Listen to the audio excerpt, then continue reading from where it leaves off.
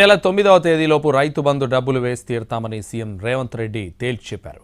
మే 9న అమరవీరుల సాక్షి వద్ద చర్చ పెడదామన్నారు. మే 9 వరకు అమలు చేయకపోతే అమరవీరుల స్తూపం వద్ద తాను ముక్కు నేలకు రాస్తానని రేవంత్ అన్నారు. ఒకవేళ రైతు భరోసా అందితే కేసీఆర్ ముక్కుకు నేలకు రాస్తావా అంటూ కేసీఆర్కు రేవంత్ సవాల్ విసిరారు.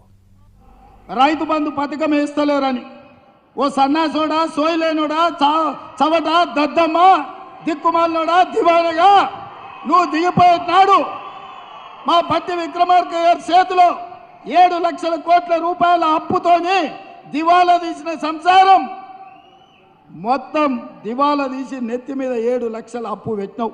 రైతు భరోసా పథకంలో 7,500 కోట్లలో 69 లక్షల మంది ఉంటే ఆల్రెడీ 65 లక్షల మందికి రైతు భరోసా పథకం వేసినాం.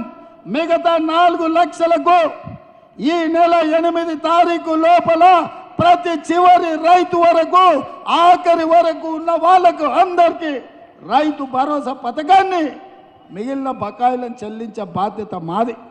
ఏ రైతుకైనా ఈ నెల 9 తారీఖు లోపల ఏ ఒక్క రైతుకైనా బకాయి ఉంటే నేను సవాలు చేస్తున్నా, అమరవీరుల స్తూపం ముందు ముక్కు నేలకు రాసి క్షమాపణ చెప్తా.